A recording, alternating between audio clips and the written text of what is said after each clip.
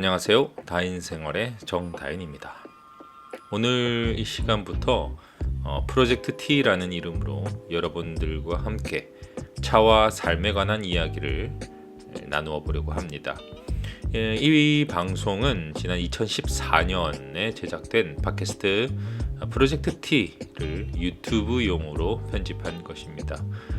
그러니까 지금부터 나오는 제 목소리는 10년 전의 제 목소리인 셈이네요. 제목이 참 단촐하죠. 영어로 이름 짓는데 별로 취향이 있지는 않습니다만 단촐한 이름이라서 직관적인 이름이라서 마음에 듭니다. 누구나 대문자 T가 차를 의미한다는 사실은 눈치채실 수 있으리라 생각합니다. 그리고 그 앞에 프로젝트라는 단어를 붙였죠.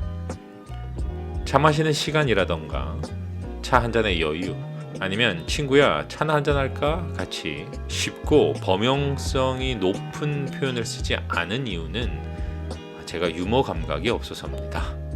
그리고 이 프로그램이 조그마한 프로젝트의 성격에 가깝기 때문이기도 하죠. 의도는 단순합니다. 이 방송을 들으시는 모든 분들이 기호음료로서의 차가 얼마나 다양하고 깊은 매력이 있는지를 발견하시기를 바라는 마음입니다.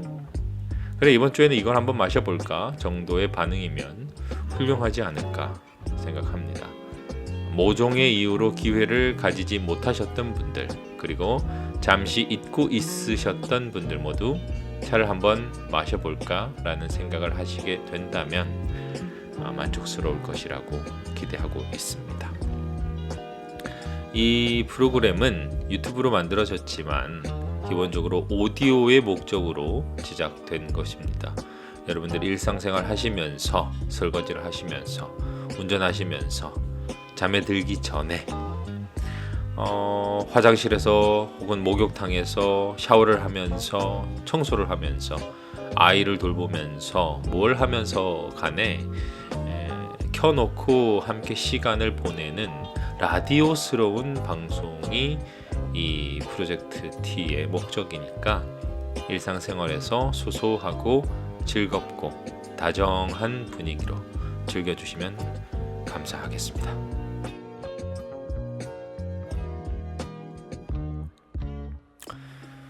이런 반응을 불러일으키기 위해서는 유머와 연기력이 필수겠죠. 그런 면에서 사실 걱정이 앞서기도 합니다. 이것이 저희 첫 팟캐스트 경험은 아니지만 제가 전면에 나선 방송으로서는 처음이기 때문인 까닭도 있습니다.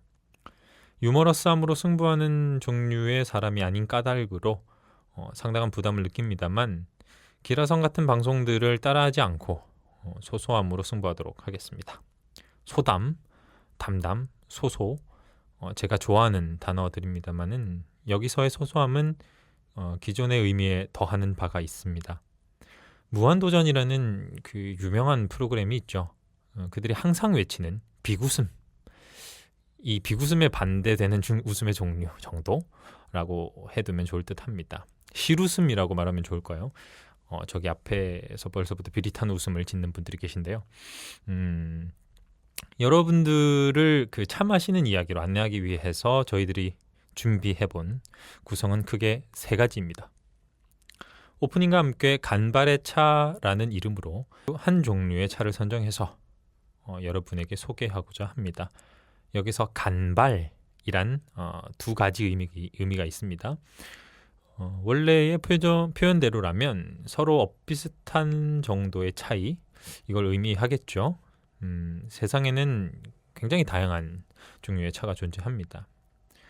같은 나무에서 나오는 잎으로 만들 수도 있는 차도 사실 수십 종류에 이르죠.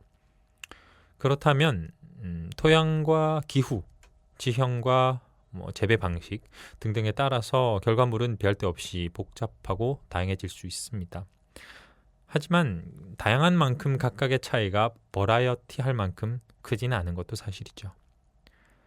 만약에 맛의 범위를 1에서 100으로 놓고 보았을 때 10단위로, 10단위로 존재하는 음식보다 1단위, 즉 한 단위로 존재하는 음식이 그만큼 세세한 차이로 구분이 가능하겠죠. 이것은 장점이 되기도 하고 단점이 되기도 합니다. 만약에 여러분들이 차를 마시고 싶어졌는데 막막함이 그 앞을 가로막는다면 저를 포함해서 차를 사랑하는 이들은 모두 아쉽겠죠. 그래서 간발이라는 단어는 여럿 가운데서 가려 뽑는다 라는 의미도 있습니다. 그래서 이미 애호가들을 통해서 널리 알려졌고 대중적으로도 사랑받는 차를 골라보았습니다. 이 과정에서 주로 잎을 따서 만든 잎차를 소개를 하겠지만 물론 열매나 뿌리, 꽃 등으로 만드는 대용차라든지 허브차 혹은 이들을 섞어 맛과 향을 내는 혼합차, 즉 블렌딩 티 역시 종종 이야기를 할 생각입니다. 무엇을 고르든지 간에 선택이라는 행위에는 설렘이 존재하죠. 프로젝트 T의 방송이 쌓이고 쌓여서 부디 청취자 여러분들의 설렘의 크기가 커지고 또 다양해질 수 있었으면 좋겠습니다. 무엇이든지 고를 때의 설레임이 기분이 좋지만 즐길 때의 즐거움만 하지는 않겠죠. 물론 용두사미의 결과물을 접하는 경험을 우리는 흔히 합니다. 대표적으로 메뉴판에 실린 모양과 정작 나온 그 결과물 있죠. 그 결과물 사이에서 느끼는 괴리감 같은 것들이 있겠네요. 분명히 나는 돼지김치찌개를 시켰는데 김치 맑은 찌개 이런 게 나왔다든지 그런 경우 말이죠. 저는 차에 대한 이야기로 방송을 꾸리지만 맛과 향을 즐길 수 없는 이 방송이라는 특성상 저는 여러분들의 상상력에 기댈 수밖에 없습니다. 대상에 대한 충실하고 사실적인 묘사가 가능하면 어떨까 싶었지만 제가 묘사에 워낙 소질이 없는 편이라서 한창 걱정이던 가운데 이런 생각을 문득 해보게 됐어요. 모든 사물은 연관짓기가 가능하지 않을까. 인간이 지닌 축복이죠. 축복이면서 재앙의 씨앗이 되기도 하는 재능이 아닐까 싶습니다만 많은 이들에게 익숙한 사물을 빌어서 차를 이야기할 수 있다면 쉽고 또 이해의 폭도 넓어지지 않을까 하는 그런 기대를 해봤습니다. 그렇다고 지나친 은유가 필요한 사물일 필요도 없다고 생각해서 이제 우리에게는 너무나도 친숙해진 음료 중 하나죠. 커피입니다. 그래서 커피를 골라봤습니다. 저는 개인적으로 아주 커피를 사랑합니다. 커피를 사랑하지만 그건 어디까지나 애호가의 수준을 벗어나지는 않습니다. 그래서 커피 바리스타이자 전문가를 한 분 모셨습니다. 현대사회의 대표적인 기호 음료로서 다양한 변주가 가능하고 그만큼 강한 맛과 향으로 대중에게 사랑받는 이 커피라는 음료를 빌어서 우리는 이 음료의 어떤 부분을 즐길 수가 있는가, 이걸 이야기해 보려고 합니다. 제목을 어떻게 지을까 그래서 고민을 많이 했습니다. 차 마시는 시간으로 할까, 아니면 잃어버린 향기를 찾아서 그것도 아니면 커피 앤 티 이런 것들도 가능하겠죠. 물론 고르기가 참 어렵더라고요. 하지만 이제 우리 방송 이름처럼 단순하게 생각하기로 했습니다. 음료를 마시면 가장 직접적으로 와 닿는 것은 당연히 맛이겠죠. 그렇다면 거기에서부터 이야기를 시작해야 하지 않을까 싶었습니다. 따라서 다양한 종류의 이야기거리가 가능하리라 생각한 까닭에 맛의 주변이라는 이름으로 한번 지어보았습니다. 그리고 마지막으로 세상에 많은 사람들이 다양한 방식을 빌어서 자신의 생각 혹은 사는 의미를 이야기를 합니다. 그 중에는 이제 차를 매개로 삼아서 삶의 한순간을 살았던 이들도 있겠죠. 즐기는 문화에는 언제나 직접적인 감각의 영역만큼 생각해 보고자 하는 의미의 영역도 중요하죠. 그래서 저는 피차 일반이라는 코너를 통해서 그들의 이야기를 통해 주변적인 이야기들, 에피소드들을 통해서 우리 삶을 한번 긍정적으로 정의해 보려는 나름의 시도를 해보는 게 어떨까 생각을 했습니다. 사실 말이 거창할 수밖에 없는데 지금 생각해도 좀 웃기네요. 그렇다고 이제 저의 이런 행동이 어떤 고매한 사상에 기초한다고 말할 수는 없습니다. 그 단어를 갖다 붙이는 것조차 굉장히 부끄러운데요. 그렇다고 사유라고 하기에도 조잡하고, 그래서 여러모로 짧은 생각 혹은 한 번 정도는 생각해 보기도 괜찮은 거리 정도로 이야기하면 좋지 않을까 싶습니다. 그럼 이제 정리해 보면 우리의 프로젝트 T는 무얼 마실지를 고르고 또 마시면서 우러나는 즐거움을 생각하고 지금 이 순간을 생각해보는 방송이 되겠네요. 여기까지 우리가 이제부터 시작하게 될 프로젝트 T라는 코너의 방송의 소개였습니다. 좀 길었는데요. 제가 아무래도 좀 약간 들뜬 것 같습니다. 이제 여기까지 마무리하고요. 첫 회 방송 지금부터 시작해 보겠습니다.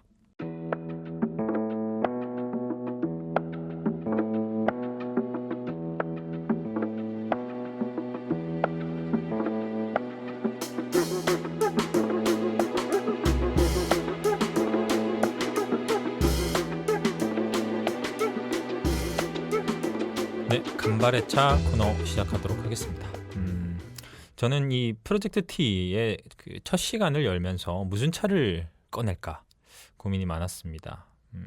대본을 준비를 하게 되죠. 방송을 하게 되면 대본을 준비하던 와중에 우리 방송의 이름에 프로젝트라는 단어가 들어가 있는 것을 사실 상기를 해봤습니다. 그러자 고민의 폭이 확 하고 줄어들음을 알게 됐죠. 세상에 존재하는 그 수천 가지의 차를 다 소개할 수도 없고 또 어느 범주에 들어가는 차를 가장 혹은 최고의 그도 아니면 뭐 우선적으로 말해야 하는 식의 수식어로 포장할 필요도 없다라는 생각을 해봤습니다. 청취자 여러분들이 이 방송을 들으시고 오늘 혹은 이 주에는 차를 한 잔 즐겨보고 싶다는 생각을 하셨다면 저희는 그것으로 족하기 때문이죠. 차를 선정하는 기준이 순전히 저희 취향에 의존하다 보니까 짧은 식견 그리고 모자란 경험이 약간의 문제를 불러일으킬 수도 있습니다. 하지만 그보다 더 불편한 문제는 사전에 막을 수가 있었죠. 타인의 목적이나 의도에 휘둘리지 않아도 된다라는 사실입니다. 그러다 보니까 애써 희귀하거나 값비싼 차에 목맬 필요가 없어졌습니다. 그래서 저는 오늘 이 첫 시간에 차 경험이 생소하거나 익숙하거나 상관없이 누구나 즐길 수 있을 만큼 무난하지만 동시에 기품도 느껴지는 차 한번 가지고 나와봤습니다. 제가 들고 있는 이 차는 중국에서 건너왔습니다. 현재 세계에 유통되고 있는 다양한 차종의 절반 이상을 가뿐히 뛰어넘는 것이 사실 중국 차입니다. 우리가 흔히 농수산물이나 공산품을 두고 이야기할 때 메이드 인 차이나를 괄시하는 경향이 두드러집니다만은 물론 사실은 저도 그렇습니다. 솔직하게 말하면 그렇죠. 차의 경우에는 적어도 예외라고 말할 수 있지 않을까 싶습니다. 옛날에는 메이드 인 차이나가 명품이었죠. 근데 이제 어느 순간부터 메이드 인 차이나가 이제 괄시를 받게 되는데 차의 경우는 아니다. 이렇게 단정적으로 이야기해도 괜찮지 않을까 싶은데요. 수백이 넘는 중국의 차 가문 그리고 수천 종이 넘는 차들 중에서 제가 갖고 나온 이 차는 중국의 남부죠. 안휘성, 혹자는 안휘성이라고 부르는 지역을 대표합니다. 기문, 중국어로는 키먼이라고 부르는 지역에서 재배가 되고요. 생산된 차들을 일컬어서 우리는 기문홍차 혹은 기홍차라고 부릅니다. 세계인들이 가장 즐겨 마시는 세 가지 홍차, 다즐링, 우바와 함께 3대 홍차라고 일컬어지기도 하죠. 직접 우려내서 그대로 마시는 방식을 이제 서양에서는 스트레이트 티라고 부릅니다. 스트레이트 티라고 부르는데 그 색깔이 연하게 우려낼 경우는 이 기문홍차의 경우 밝은 오렌지 빛깔을 띱니다. 조금 진하게 우려내면 젓갈색을 띠게 되죠. 많은 사람들이 이 차를 이야기하면서 향을 그 특색으로 꼽습니다. 와인 향이 난다는 사람도 있고요. 훈연 향이 두드러진다고도 하지만 역시 이 차의 재미난 부분은 기문향이라고 따로 부르는 복합 미묘한 향기가 있기 때문입니다. 무슨 과일인지는 알 수가 없어요. 이게 딱 무슨 과일이다 라는 건 알 수가 없으나 딱히 어떤 다른 식물이나 동물의 향기가 떠오르지도 않습니다. 그냥 과일이구나 라는 생각이 들죠. 혹시 잎에 그 꽃을 피우기 직전에 그 난초가 여러분 주변에 있다면 그 잎에 한번 코를 가까이 대고 두세 번 크게 들이마셔 한번 보세요. 그 난초의 향이 이렇게 은은하게 흐르는 차가 또 기문차의 특징이라고 할 수 있겠습니다. 바나나도 사과도 포도도 뭐 복숭아도 아니고 그저 이 모두를 합해서 부르는 과일. 이 과일이라는 애매모호한 단어가 잘 떠오를수록 질 좋은 기문차를 선택한 것이 되겠죠. 생각해보면 참 신기한 일입니다. 푸른 그 녹색의 찻잎 있죠. 파란 푸른 녹색의 찻잎을 모종의 가공 방법을 통해서 바짝 그 마른 검은색의 찻잎으로 변신을 시키고 그 검은색의 찻잎이 물에 우러나서 선홍빛으로 변합니다. 과일과 난초의 향기가 납니다. 굉장히 신기하죠. 향이 이렇게 두드러지면 으레 가향차, 즉 완성된 차에 특별한 향을 부과하기 위해서 모아서 쌓아둔 뒤에 그 위에 이제 향을 그 더딥히는 과정을 이제 가향이라고 하는데 이 과정을 거친 차를 떠올리게 됩니다. 그래서 기문차는 기본에 충실하고 제조 과정 그 자체 이외에는 어떠한 추가 공정을 필요로 하지 않는 이제 그런 차들을 모아서 클래식 티라고 부르게 되는데요. 클래식 티에 속하지 가향차의 분류에 포함시키지 않아야 한다 말하는 이들이 많습니다. 물론 뭐 반대의 경우도 드문드문 존재하죠. 물론 그 어느 쪽도 나는 원치 않는다. 그래서 탕평책을 펴는 사람들도 있습니다. 그래, 너희들의 말이 모두 맞구나 이런 거죠. 그러니 그냥 기문차라고 부르자꾸나 이렇게 대답을 하기도 합니다만은 특별한 이름으로 많은 이들의 관심과 사랑을 받은 건 사실이겠죠. 그러니까 그런 무수한 그 논란도 있기 마련일 겁니다. 그래서 저는 기문차를 마실 때마다 이런 애매모호함의 즐거움을 생각하게 됩니다. 사실 차를 분류하는 기준은 그 자체로 과학적이라거나 체계적이라고 부르기는 어렵습니다. 왜냐하면 녹차나 홍차처럼 그 우려낸 음료의 색깔로 분류를 하기도 하지만 홍차는 서양권에서 붉을 홍자가 아니라 검을 흑자를 써서 블랙티라고 부르기 때문이죠. 그러면 백차의 경우에는 뭐냐? 하얀색이냐? 그것이 아니라 가공된 찻잎이 기문차와 같은 검은 빛이 아니라 보다 하얀색에 가까워서 그리 불리게 된 겁니다. 음료의 색깔이 하얀색이 아니라. 그죠? 물론 이건 뭐 가공의 문제지만 그렇죠. 황차라는 것도 있습니다. 제가 그 돌이켜보면 차의 색에 처음 발 담게 되었을 적만 해도 이 황차가 노란빛을 띠는 액체들을 말하는 것인가 이렇게 궁금하기도 했습니다만 소위 그 황차의 클래식들을 마셔보아도 도무지 황금빛 액체를 띠거나 잎이 노란 녀석들로 계통을 동일시키기는 어려웠습니다. 이게 무슨 일인가 싶었습니다만은 알고 보니까 그 노란 녀석들을 모아서 황자가 아니라 이제 황제의 황자를 상징한다는 것을 알게 된 거죠. 참 그 이 사실을 알게 됐을 때 차를 그 분류하는 세간의 기준이라는 게 참으로 제멋대로구나라는 생각을 해본 적이 있는데요. 사실 그렇지 않겠습니까? 모든 학문들이란 나름의 그 체계적이고 타당한 근거를 바탕으로 계열을 분류합니다. 시간을 기준으로 삼아서 분류를 하기도 하고요. 담당하는 영역에 한계선을 짓고 그 안에 내용물들을 종합해서 공통점들을 실로 꿰듯이 서로 묶어서 이름을 붙이기도 하죠. 하지만 차의 세계는 명확한 분류가 선행되어 있지가 않습니다. 이것이 얼마나 애매하고 모호한 선에 물려있는 일인지를 생각을 해보면 찻잎의 색이 까마면서 음료의 색은 샛노란 황금빛이면서 가공 방식은 황차인 음료 혹은 다양한 경우의 수가 얼마든지 일어날 수 있기 때문인 겁니다. 지식의 활동, 즉 지적 활동의 결과물이 이성적인 토대 안에서 안정적인 기반을 닦을 수 있음은 당연한 이치겠죠. 하루 종일 책상에 앉아서 주장이 참인지 거짓인지를 고민을 하고 그 오류를 증명하거나 새롭게 고치는 일은 다가올 인류의 불안정한 미래에 사실 훌륭한 길라잡이가 되죠.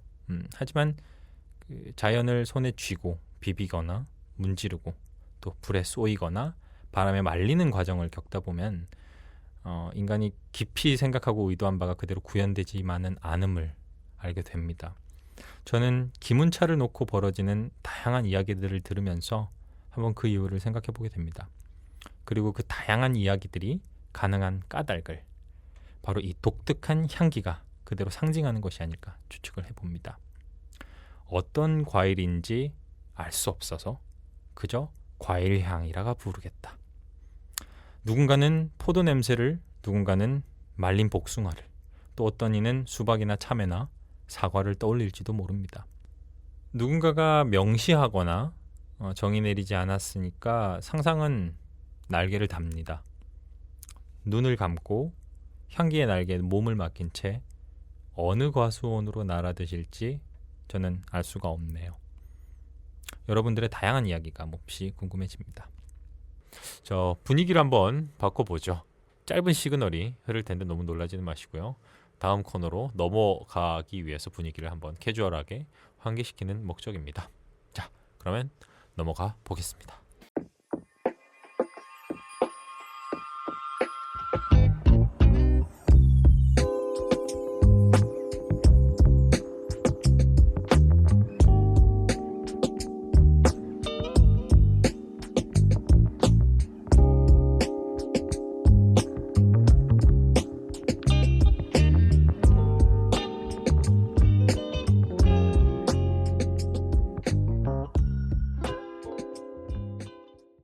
프로젝트 T의 첫 방송, 그리고 맛의 주변 첫 화 시작하겠습니다.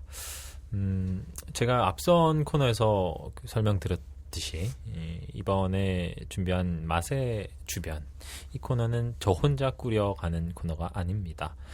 개인적으로 커피를 굉장히 사랑하지만 차에 대한 이야기를 좀 더 농밀하게 하기 위해서 곁가지로 커피를 좀 들여왔습니다. 근데 그 얘기를 하기에 제가 커피를 아무리 좋아해도 한계가 있더라고요. 그래서 제가 굉장히 개인적으로는 신뢰한 바리스타 전문가를 한번 모셔봤습니다. 웃으시네요. 잘 나와봤으면 좋겠네요. 세라 모셔봤습니다. 안녕하세요. 네, 반갑습니다. 웃음소리로 먼저 인사드린 세라입니다. 좋네요. 웃음으로 맞이했습니다. 웃음으로 맞이했는데 세라는 저희가 알게 된 지 상당히 오랜 시간이 지났습니다. 그쵸. 한 7년 정도 7년. 됐죠. 네. 저를 커피의 세계로 인도하신 분인데 별 좋은 인연은 아닌 것 같아요. 간략한 자기 소개 좀 부탁드릴게요. 네, 반갑습니다. 저는 예멘모카 와타리처럼 동글동글하고 중후한 맛을 내는 바리스타 세라입니다. 뭐라고요? 네, 예멘모카 와타리 같은 네. 그 중후한 건 알겠는데 네. 앞에 뭐라고요? 둥글둥글? 아니, 동글동글? 동글동글. 네. 그건 잘 모르겠습니다. 둥글둥글과 동글동글은 많이 다릅니다. 그 모카라는 거는 그 짧은 식견으로는 네. 초콜릿, 그 달달한 음료를 보통 뭐 모카 이렇게 얘기를 하지 않습니까? 그렇죠. 네. 카페 모카를 많이 모카라고 생각을 하시죠. 그렇죠. 네. 여기서 모카는 사실 네. 세 가지 의미를 가지고 있습니다. 세 가지. 네. 하나는 제가 아까 전에 자기소개 때처럼 말씀드렸던 것처럼 그런 커피 종류 중에 하나가 바로 모카고요. 이 모카는 다른 커피들과 다르게 네. 커피 그린 콩이 굉장히 작고 동글동글하고 예쁘게 생겼어요. 네. 지금 그 청취자분들 상상력 폭발하기 시작합니다. 네. 기대는 하지 마시고요. 그렇고 이제 두 번째 의미는 네네. 바로 예멘의 항구 이름이 바로 모카입니다. 알아요 그거. 그 제가 그 학창 시절에 그 대항해 시대라는 게임이 있는데 거기서 들어본 것 같습니다. 모카 네. 항구 이름이다. 네, 그래서 그 모카 항구를 통해서 커피가 수출이 되는 그런 장소였죠. 그리고 그렇군요. 그 세 번째가 네. 바로 여러분들이 많이 알고 계신 그 카페 모카. 그 달달한 음료. 네, 달달한 초콜릿이 들어간 음료를 바로 이 모카라고 하는데요. 네네. 그렇게 이름이 붙여지게 된 계기는 또 나중에 또 기회가 되면 제가 한번 살짝 소개를 시켜드리도록 하겠습니다. 궁금함을 남겨주시네요. 절대 못 자르죠, 저 이제. 제가 차 업계에 종사하고 있습니다만은 그냥 개인적으로 굉장히 좋아해요. 그리고 어제도 그 집에 모카팟으로. 네. 전 모카팟으로 그 집에서 이렇게 우려내서 마시거든요. 멋지네요. 먹고 왔는데 네. 저는 저를 이렇게 커피의 세계로 인도하신 분 아니시겠습니까? 네. 7년 전부터. 잘 인도한 거죠? 근데 개인적으로 궁금한 게 있어요. 세라는 어떤 계기로 이 커피에 발담게 됐나? 사실 저는 뭐 처음부터 나는 바리스타가 돼야지 하고서는 이 업계에 발을 들인 건 아니었고요. 네네. 원래 다른 일을 하다가 네. 요즘 모든 회사원들이 다 그렇듯이 정말 쳇바퀴 돌듯한 그런 찌든 회사 생활이 너무 지겨워서 네. 떠났군요. 네, 일상을 탈피하고자 가출 삼아 나갔던 외국에서 저랑 좀 친했던 친구가 크게 한턱을 내겠다며 데려갔던. 한턱을 내겠다. 거기가 제가 알기로는 뉴질랜드. 그죠? 네, 맞습니다. 뉴질랜드 그 반지의 장에서 이렇게 프로도가 뛰어놀 것 같은 그 대자연에서 한턱을 쏜다. 네. 먹으면 채끝 정도는 먹어야 될 것 같은데 최소한. 저도 뭐 그런 걸 기대했지만 그 당시에 저를 데려가서 네네. 크게 한턱을 쐈던 곳은 지금은 굉장히 대중화가 된 네. 네, 스타벅스를 데려갔었어요. 한턱을 쏜다고 해서 스타벅스에 내려갔어요? 네. 지금은 믿기지 않으시겠지만 네네. 그 당시에는 네. 거의 뭐 스테이크 가격 못지않은 곳이 에이, 말이 됩니까? 스테이크 가격. 우리나라 스테이크를 기대하시면 안 되고요. 네네. 뉴질랜드에서는 우리나라 밥과 같은 존재가 스테이크이기 때문에 그렇군요. 네, 크게 한턱을 쏜다고 데려가서 저에게 사줬던 음료가 네. 놀랍게도 캐러멜 프라푸치노입니다. 캐러멜 프라푸치노. 저는 그때 당시에 그런 음료가 있는 줄도 몰랐을 겁니다. 절대 입에 대지 않는. 저는 세라를 처음 만났을 때부터 그런 음료가 있는 줄 몰랐어요. 그쵸, 그쪽으로는 절대 시선조차 주지 않으셨죠. 제가 단 음료를 당시에는 별로 좋아하지 않았습니다. 네. 나이가 들면서 좀 이렇게 단 게 땡기기 시작하는데. 어쨌든 캐러멜 프라푸치노가 처음 입문이었군요. 네, 저한테는 그 당시 뭐 맥심 내지는 테이스터 초이스들만 커피라고 생각했던 저한테는 그렇죠. 아마 굉장한 신세계였죠. 아주 사로잡혔을 거라. 네, 커피가 이런 맛도 날 수 있구나. 그런 정말 놀라움을 신세계였군요. 네, 경험을 했죠. 그 뒤로 줄기차게 그걸 먹다가 네, 이제 더 이상 이 쳇바퀴 도는 일상을 할 수 없다. 되풀이할 수 없다. 네, 박차고 나서 좀 여유를 느끼고자 네, 커피하우스에 입문을 하게 됐죠. 여유를 느끼고자 입문했지만 제가 알기로는 지난 7년의 과정 생각을 해보면 결코 외롭지는 않았습니다. 현실은 많이 다르더군요. 근데 이제 세라의 취향을 생각을 해보면 제가 아는 세라는 기본에 충실한 바리스타거든요. 그렇죠. 기본을 무시할 수 없어, 절대. 무시할 수 없다의 수준이 아니라 정말 잘 내는 사람이에요. 감사합니다. 객관적인 평가입니다. 그러니까 지금의 이 경지에 오르게 된 거죠. 네이버에서 세라라고 치면 안 나올 텐데 어쨌든 본명은 말하지 않기로 했으니까 네. 네이버 검색창 혹은 다음 검색창에 본명을 치면 막 사진이 뜹니다. 자, 언젠가 고백하겠습니다. 네. 어쨌든 기본에 충실한 바리스타다. 이게 제 결론인데 취향이 바뀐 거죠, 사실은. 그렇죠. 처음에는 그렇게 달짝지근한 커피들로 시작을 했지만 지금은 뭐 저희가 간지의 최고봉이라고 불리는 간지의 최고봉. 에스프레소 한 잔 정도는 홀짝홀짝 할 수 있는 그런 전문 바리스타가 됐습니다. 완전히 바뀐 겁니다. 완전히 생각해보세요. 카라멜 프라푸치노, 자바치 프라푸치노 뭐 이런 것도 있죠. 네. 그리고 뭐 여러 가지 달콤한 음료들이 굉장히 많은데 그쵸. 카페 봉봉 뭐 이런 것도 있는데 뭐 마키아토 등등 있는데 이제는 에스프레소의 취향으로 돌아선 거죠. 그렇죠. 그러면 이게 맛의 바리에이션이 네. 굉장히 폭넓다라는 건데 커피가 가지고 있는 가장 큰 장점이죠. 그렇죠. 네. 어마무시하게 변할 수 있는. 그렇죠. 혼합이 가능한 장점이 있죠. 네.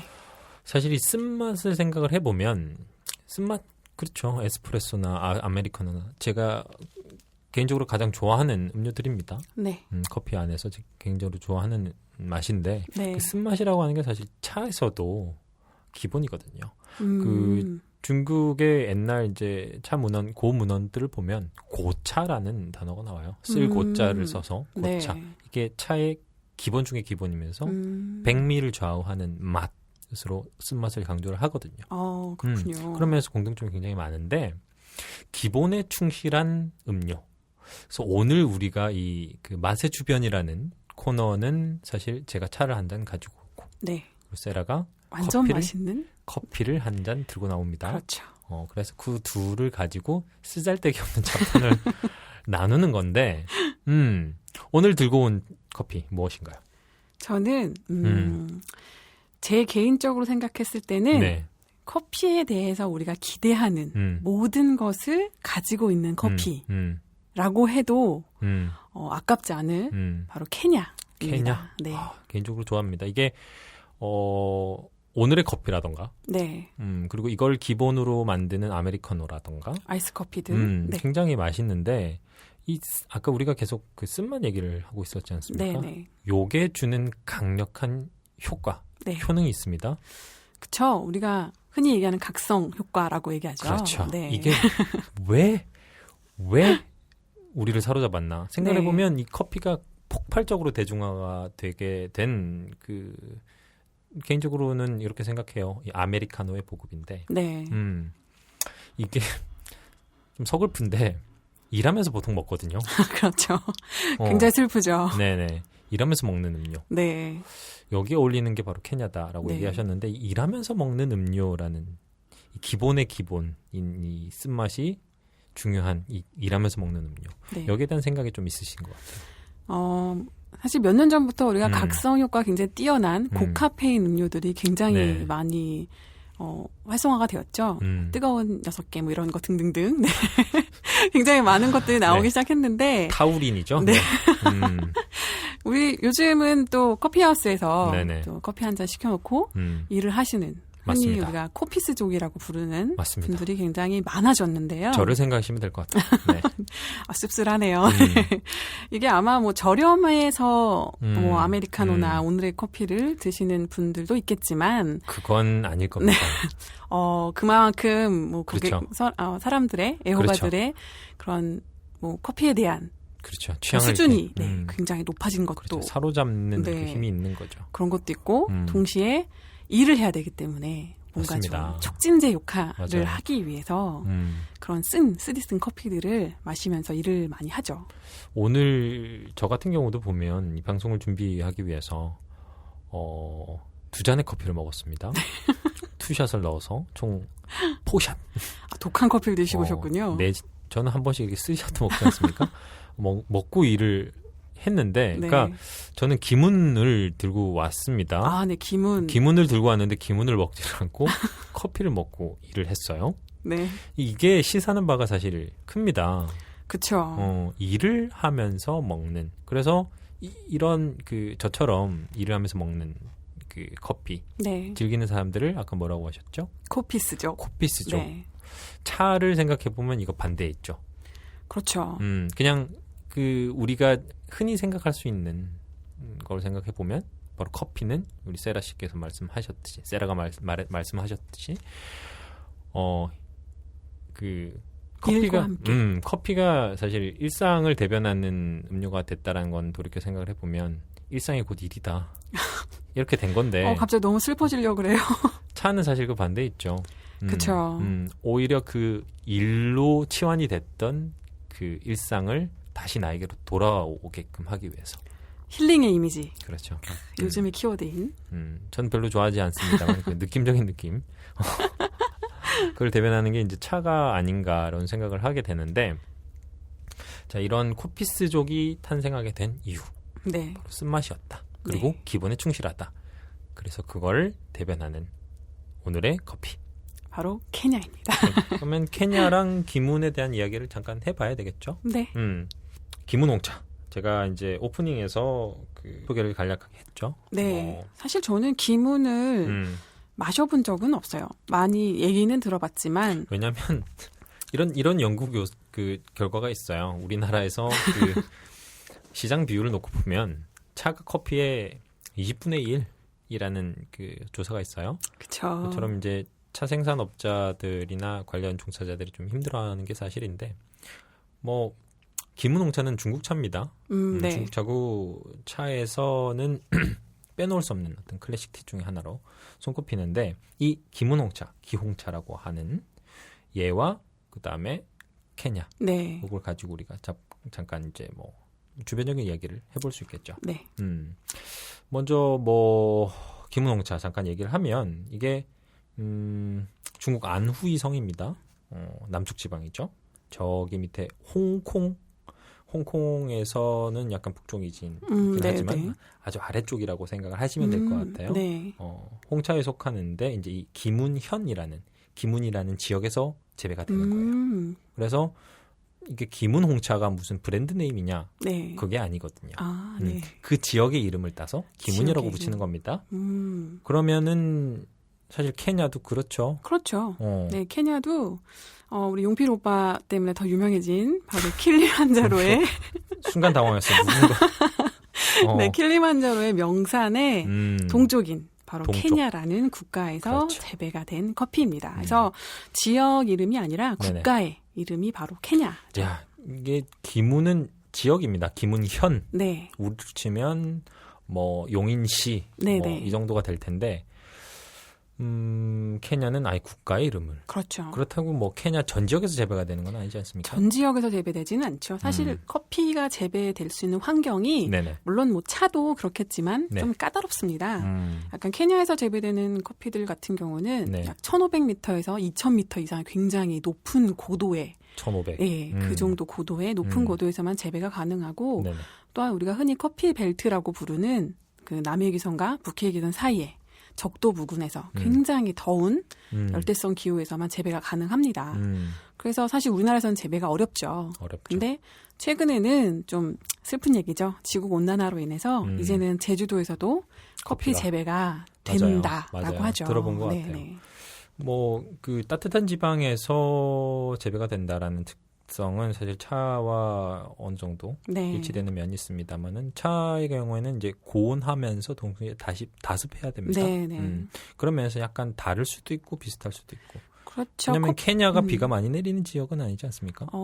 그런데 좀 커피는 다습도 중요하지만 사실 비의 양도 꽤 중요하고 문제는 비의 양뿐만 아니라 이 배수가 굉장히 잘 돼야 됩니다. 그래서 케냐의 전 지역에서 되는 것이 아니라. 네, 그렇죠. 우리 그 킬리만자로. 그렇죠. 킬리만자로 산의 동쪽 지역에서. 왜냐하면 굉장히 큰 산이지 않습니까? 그렇죠. 그러니까 당연히 구름이 머무는 곳. 그렇죠. 그곳에서. 뭔가 되게 운치 있어요.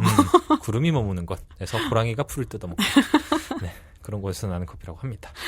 야, 이게 저는 그 케냐 원두를 보면 굉장히 진한 갈색인데 사실 제가 보기에는 커피 온도가 다 비슷비슷한데 특징이 있을 것 같아요. 특징이 있죠. 사실 뭐 커피의 생두의 색깔은 굉장히 밝은 초록 색깔이고요. 근데 볶으면 우리가 로스팅한다고 하죠. 볶게 되면 짙은 갈색빛으로 변화가 됩니다. 짙은 갈색. 네. 이게 기문찻잎은 흑색에 가깝거든요. 그렇게 진하진 않지만 케냐도 거기서 더 태우면 그렇죠. 그럼 프렌치 로스트 정도 되겠죠. 그렇죠. 프렌치 로스트. 전문 용어 나옵니다.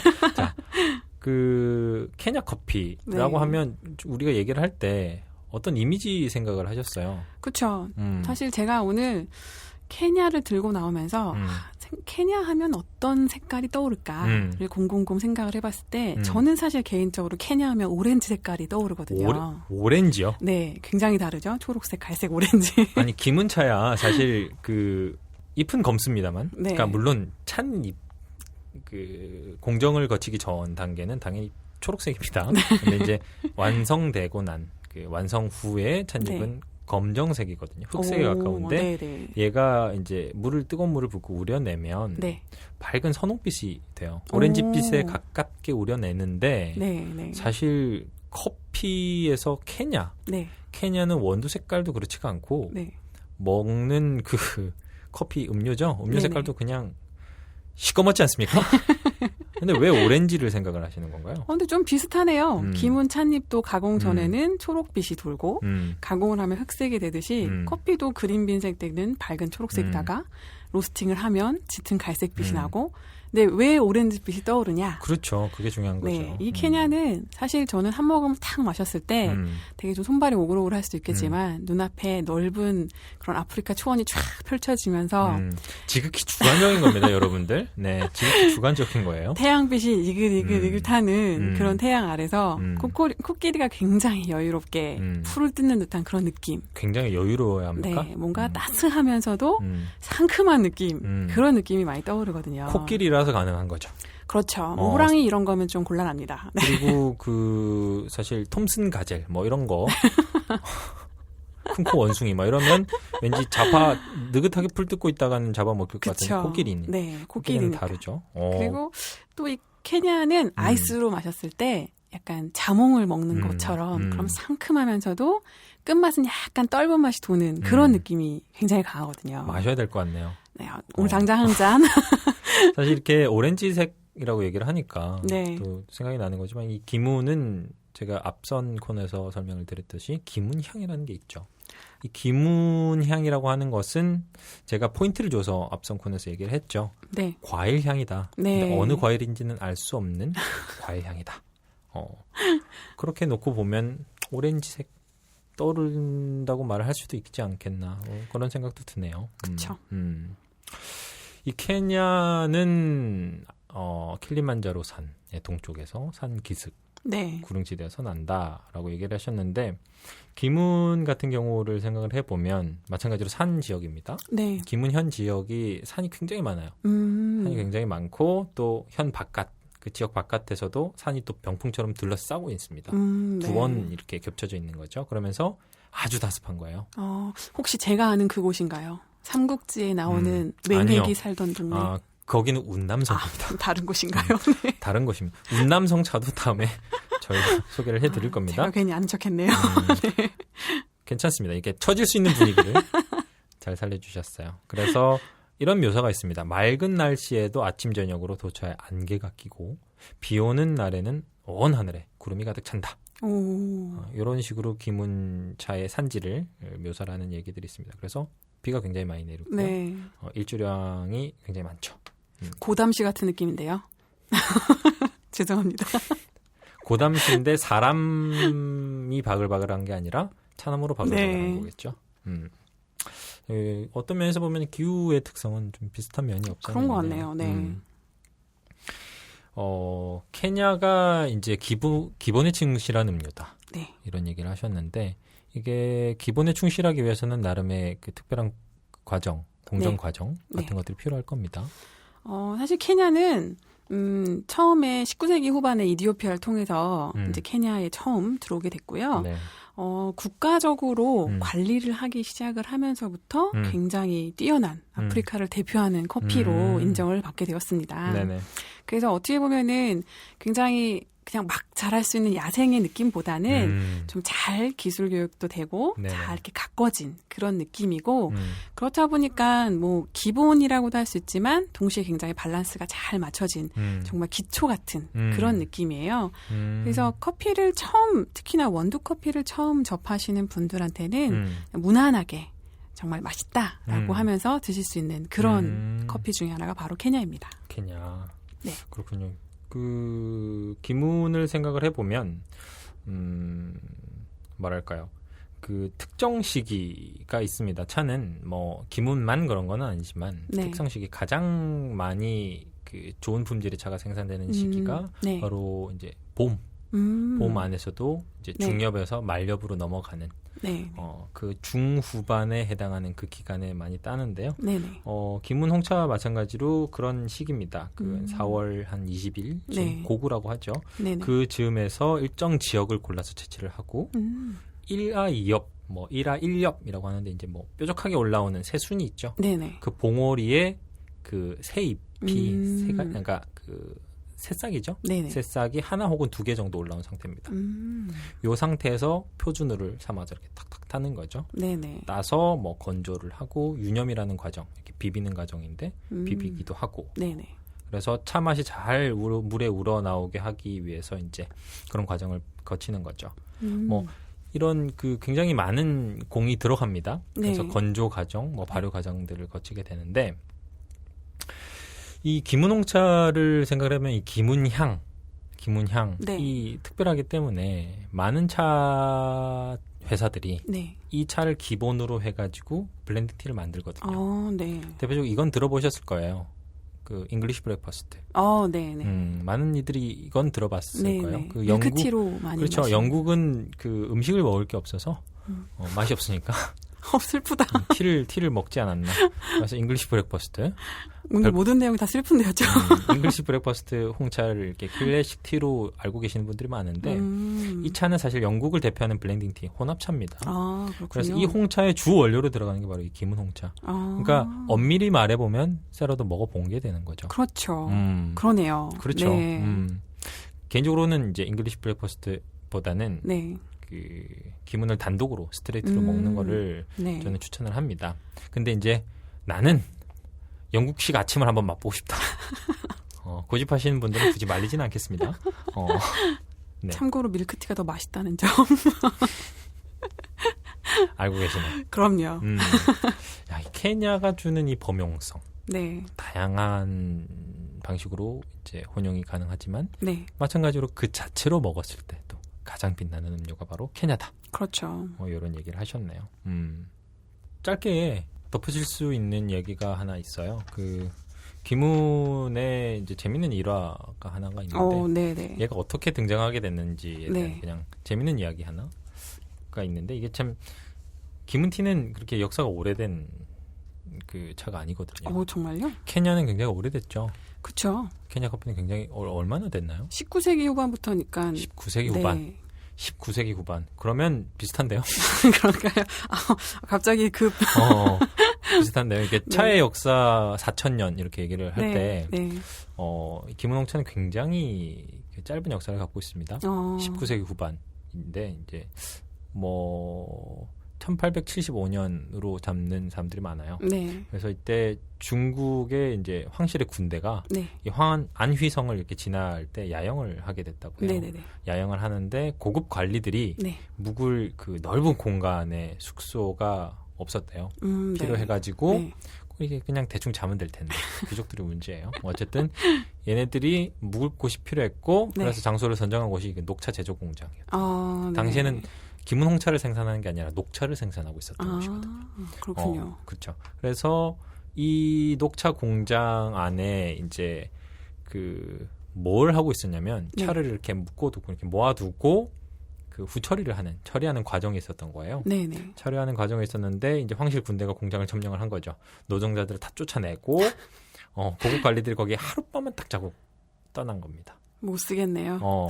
그래가지고 이제 다음 날에 노동자들이 부랴부랴 달려간 거죠. 큰일 나니까. 네네. 떠났는데 차를 딱 뒤져보니까 자연적으로 발효가 진행이 돼버린 거죠. 녹차는 못 쓰게 된 겁니다. 네. 그래가지고 발을 동동동 굴리고 있는데 차 공장의 이 주인이 한번 먹어봤어요. 버리기 전에 한번 마시나 보자. 어떻게 됐나. 역시 호기심 속에서 네.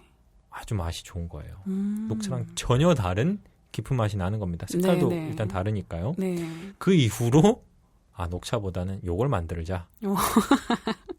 그렇게 해서 지금까지 생산이 된 겁니다. 그러니까 약간, 어떻게 보면 네. 우연성에 기초한. 약간 좀 다른 표현일 수도 있겠지만 약간 쫄면의 개발과 같은 그런 느낌이네요. 쫄면은 뭐 어떤 비하인드 스토리가 있길래? 쫄면도 원래는 그냥 일반적인 국수를 뽑으려다가 그렇구나. 너무 많이 탄력을 주다 있었어요. 보니 쫄면하고 비슷하네요. 왜냐하면 우리가 보통 김간에 뭐 이런 데서 먹는 그 쫄면은 국수랑 면발 자체가 다르지 않습니까? 그렇죠. 네. 그러다 보니까 그런 얘기는 또 모르겠어요. 근데 좀 새로운 얘기네요. 또 정말. 곁가지로 이제 그냥 붙인 그냥 재밌는 일화였고요. 좋습니다. 오늘 우리가 들고 나온 이 기문과 케냐 참 많은 면에서 공통점들이 있습니다. 대척점도 분명 있고요. 분명히 있고요. 저희가 들고 온 이 차들을 묶는 오늘의 주제는 사실 모난 적은 돌맞는다. 이거였는데 딱 들어맞는 거예요. 그쵸. 사실 누구한테 추천을 했을 때 사실 저는 개인적으로 내가 가장 좋아하는 취향의 것을 남한테 선물하는 게 좋다고 생각하지만 많은 이들에게 그렇지 않은 경우들이 많더라고요. 그래서 내가 이 사람의 취향을 정말 잘 모르겠다. 라고 했을 때 이 모난 돌을 주면 내가 정을 맞을 수가 있습니다. 그래서 둥글둥글한 거. 그쵸. 하지만 품위가 있는 것. 품위를 잃지는 않은 것. 굉장히 기본스러운. 만약 여러분들이 이제 추석은 지났지만 이제 가을을 맞이해서 선물로 한다고 하면 커피는 케냐를, 그렇죠. 차는 기문을 한번 선물해 보는 건 어떨까? 오늘 제가 한 가지 좀 제안을 하고 싶은데 오늘 우리가 들고 나온 이 두 가지를 일주일 동안 오늘 들으시는 분들께서 한번 드셔보시고 네네. 직접 한번 별점을 달아주시면 어떨까. 별점을 달아주시면 네. 정말 달아주시면 좋겠죠. 네, 뭐 제가 생각할 때 케냐는 뭐 별 5개 만점에 5개지만 그러시면 안 됩니다. 저는 별 5개에 기문을 3개 주겠습니다. 아, 냉정하신데요. 벌써부터 5개를 주기 시작하면 안 돼요. 뭐 제 개인적인 느낌은 그렇지만 오늘 이 팟캐스트를 들으시는 분들은 네네. 어떻게 생각을 하시는지 한번 드셔보시고 뭐 경험을 못 하셔도 상관없습니다. 한번 드셔보시면 앞으로 또 저희가 얘기를 나눌 때 좀 더 풍성한 이야기거리들을 만들 수 있지 않을까. 그렇죠. 라는 네. 도움을 들으시는 분들한테 넘기면서 네, 정말 개인적으로 궁금한데 5개 네. 드릴 건가요? 아, 저는 3개 반 주겠습니다. 개인적으로 저는 좀 신커피를 네. 별로 안 좋아해서. 네. 자, 첫 번째 방송입니다. 프로젝트 T의 첫 번째 방송. 네. 그리고 마세 주변의 첫 화를 네. 이제 기문과 케냐를 가지고 이야기를 꾸려봤습니다. 네. 짧지 않은 시간인데 좀 재밌게 캐주얼하게 만들려고 하지만 또 너무 그냥 잡담만 떠들지는 않을 수 있도록 네. 좀 신경을 써봤습니다. 여러분들 마음에 좀 드셨으면 좋겠고요. 모난정은 돌맞는다. 그래서 저희가 아까 얘기를 드렸지만 이 가을에 네. 선물하실 계기가 있다면 이번 주에는 한번 선물해 보시는 것도 좋고 뭘 먹을까? 네. 뭐 마시지? 한 주 동안 고민하거든요. 현대인들의 고민 아니겠습니까? 그렇죠. 뭘 먹을까? 뭘 네. 마실까? 케냐와 기문과 함께하는 한 주 되시길 바라면서 저희는 네. 이만 물러가겠습니다. 수고 많으셨고요. 네. 감사합니다.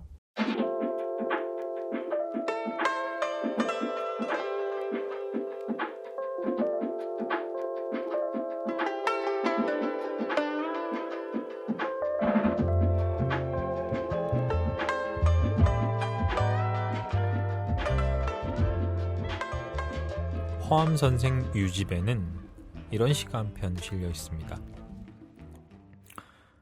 밤이 얼마쯤 되었을까? 눈이 오시려는데 푸른 등 풀켠 추운 옛집 잠이 안 오네. 상머리에 이끼 돋은 낡은 병을 가져다가 푸른 바다령과 차가운 물을 쏟아붓고 문무 불길 알맞게 피운다네. 벽 위로 달 떠오르고 푸른 연기 피어오르네. 솔바람 우수수 빈 골짜기 울리는 듯 폭포수 쫙쫙 긴 내에서 떨어지는 듯 천둥번개 한참 우르르 쾅쾅 하더니 급히 가던 술에 덜커덩 넘어지는 듯 이윽고 구름 거치고 바람도 자니 물결 일지 않고 잔잔하여 밝아지네. 바가지에 쏟아놓으니 눈같이 흰 빛 간담이 휑하니 뚫려 신선과도 통함직하네. 천천히 마시어 혼돈의 구멍 뚫어내고 홀로 신맛하고 신선색의 논이네. 돌아보니 예전의 마음속 자갈밭이여 요마속념이 모두 망연해지고 마음의 근원이 활짝 열려서 만물을 초월하여 하늘 밖에 논이는 듯 내 들으니 천상선인은 깨끗함을 좋아하여 이슬을 마시며 똥 오줌도 안 누워 노을 옥을 먹고 장생하며 골수를 씻고 털을 베어서 늘 동안이라지. 나도 이 세상에서 이러하거늘 어찌 고목과 오래 살기를 다투리. 정희량은 조선 초기의 문신입니다. 성종 때 장원 합격했으나 그가 죽자 지방 유생들과 더불어서 올린 상소가 문제가 돼서 해주로 유배되기도 합니다. 그는 조선 초기를 대표하는 젊은 문장가였으나 무오사화 때 김종직의 문인으로 탄핵을 받아서 장백대 유 3,000리 처벌을 받고 지금의 함경도 의주로 유배되었습니다. 이 시는 그때 유배지에서 쓴 것입니다. 눈이라도 퍼부을 듯 춥고 긴 겨울밤에 이제 갓 30살 젊은 선비가 홀로 차를 다리고 있네요. 차를 한 모금 두 모금 마시기 시작하니까 추위가 가시는 듯합니다. 천천히 일어나는 감흥과 여운으로 술을 마실 때와는 사뭇 다른 정신세계를 맛보게 되죠. 그의 차에 대한 식견은 예사롭지가 않습니다. 화롯불을 다스리는 법, 탄관에 물을 붓고 불길을 조절해서 물을 끓이는 방법, 물이 끓는 과정에 따라서 생기는 변화나 소리로 물의 상태를 분별하는 법, 그리고 물이 다 끓고 나서 익는 단계를 묘사하기도 하죠. 하지만 그는 이에 앞서서 유별난 술 경험으로도 유명합니다. 그의 테마는 혼돈이었죠. 그는 유배 중에서 스스로 혼돈주라는 이름을 붙인 술을 직접 빚어서 마시면서 모든 것을 잊으려 하곤 했습니다. 누룩으로 담근 술이 익으면 발로 거르지도 않고 짜지도 않습니다. 술독에 담긴 그대로를 마셨죠. 그는 이런 시를 남겼습니다. 내 막걸리 내 마시고 내 천성을 내 보전하네. 내가 스승 삼는 술은 성인도 아니 현인도 아니. 선우보라는 이가 술꾼은 청주를 성인이라고 하고 탁주를 현인이라 한다고 말했습니다. 정희량은 이를 인용해서 자신이 빚어 마시는 술은 청주도 탁주도 아닌 막걸리라고 불렀죠. 네, 그렇습니다. 우리가 아는 막걸리의 효시격인 셈입니다. 그는 차를 마시기에 앞서서 매일 혼돈주를 곁에 두고 살았다고 합니다. 생각해보면 우리는 적어도 하루에 한 잔 이상씩의 음료를 마시죠. 차의 범위를 어디에서부터 어디까지 정의하느냐에 따라서 이야기의 소재는 얼마든지 달라질 수 있습니다만 인류가 가장 오랫동안 사랑하고 손꼽았던 기호 음료의 대표격은 정의량의 경우처럼 언제나 술 혹은 차였습니다. 술이 지닌 매력은 실로 무궁무진합니다. 저도 잘은 못하지만 즐기는 편이고요. 하지만 술과 차는 역사적으로나 문화적으로 뚜렷한 대척점에 위치합니다. 굳이 설명하지 않아도 알고 있는 얘기죠. 대표적으로 마셨을 때의 결과 차이가 있겠죠. 대단히 특수한 상황이 아니고서야 술을 마시고 정신을 온전하게 바로 세우기란 여간 어렵습니다. 그리고선 다양한 실수를 범하게 되죠. 저는 소위 코가 삐뚤어지도록 술을 마시는 편은 아니지만 그럼에도 사람들이 왜 그토록 술에 집착하는지는 이해할 수가 있습니다. 아마도 삶의 혼란스러움 가운데서 찾게 되는 정서적인 느슨함 때문이겠죠. 물론 즐거운 순간에 더 없는 동반자로서도 손색이 없지만 술은 피부 밖의 세계와 나를 잠시나마 단절시켜주고 그동안 더없이 편안한 외로움의 순간을 선사합니다. 그러나 이렇게 한번 생각해보죠. 재미있는 부분이 바로 여기 있습니다. 4,000년이 넘는 세월 동안 차가 인류에게 사랑받은 이유 중 하나가 바로 그것이기 때문입니다. 사람들은 혼란스러움이나 불안, 고뇌와 같은 문제를 피하기 위해서 술을 이용했다면 차는 문제와 맞서기 위한 도구로 이용되었습니다. 저는 이를 회피하기와 마주하기라고 부르겠습니다. 사실 둘 모두 문제의 원인을 대하는 나름의 방식이라고 할 수 있습니다만 앞의 것이 후자에 비해서 무척 간편하고 효과도 빠릅니다. 하지만 회피하기는 이후의 결과를 결코 기대하는 방향으로 돌려주지를 못합니다. 마치 유턴도 피턴도 하지 못하는 도로에 들어선 것과 같죠. 결국 알면서도 그 길을 달리는 자신을 발견하게 됩니다. 그에 비해서 마주하기는 고단합니다. 피곤하고 몹시 귀찮은 일이죠. 나의 현재를 살피고 과거를 돌아보는 일이 말처럼 쉬운 일은 아닙니다. 무엇보다 문제와 마주하기 위해서는 용기가 필요하기 때문이죠. 저기 손을 뻗으면 닿을 거리에 산재해 있는 내가 자기 스스로 짊어져야 할 문제거리들을 인정해야 하니까 말이죠. 그리고 그뿐만 아니라 동시에 관용도 필요합니다. 대부분의 문제들이라고 하는 건 사실 거기에 나를 대입하는 순간부터 자책이라는 결과로 함몰되기도 하니까요. 내가 마주한 문제들이 자신을 괴롭히더라도 그 순간 스스로에게 베풀 관용이 없다면 다시 회피하기의 구렁으로 빠져들고 말 겁니다. 차는 단순히 바라보면 다양한 종류의 풍미를 즐길 기호 음료입니다.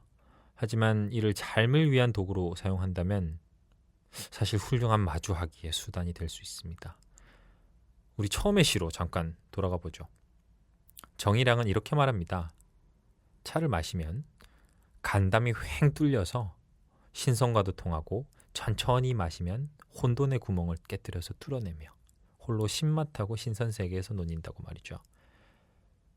차 마시는 시간이 길어지면서 자기 자신을 돌아보게 되면 맛보게 되는 정신작용을 이야기합니다. 매우 적극적으로 자기를 응시하면서 만나는 의심과 낯익고 비속한 자기 모습들을 보면서 일어났다 소멸하는 온갖 가지의 감정들, 그렇죠. 그리고 거기에 대한 내 스스로의 반응까지를 볼 수 있습니다. 술이 감정의 약이라면 차는 감성의 약이라 할 수 있지 않을까요?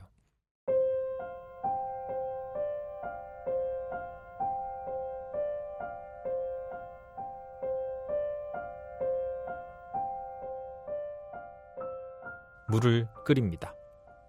도구를 가지런히 배열합니다. 찻잎을 넣습니다. 물을 붓습니다. 기다립니다. 우려낸 차를 그릇에 따라냅니다. 그리고 마십니다. 끝이 아닙니다. 몇 차례의 반복 이후에 찻잎을 덜어냅니다. 도구들을 헹굽니다. 그리고 물기를 제거합니다. 원래 있던 곳에 가지런히 정리합니다. 사실 마시는 시간을 제외하고 10분도 채 걸리지 않는 이 과정이 우리는 그렇게 귀찮기 그지없습니다. 하지만 생각해 봅시다.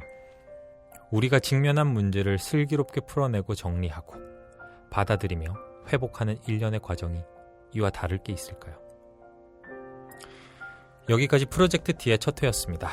짧지 않은 시간 청취해 주신 여러분 감사합니다. 저는 이 프로젝트의 진행자 정다인이었습니다. 모두들 가지런히 한 주를 마주하는 시간 가지시길 바라며 이만 물러가겠습니다. 다음 주에 또 뵐게요. 안녕히 계세요.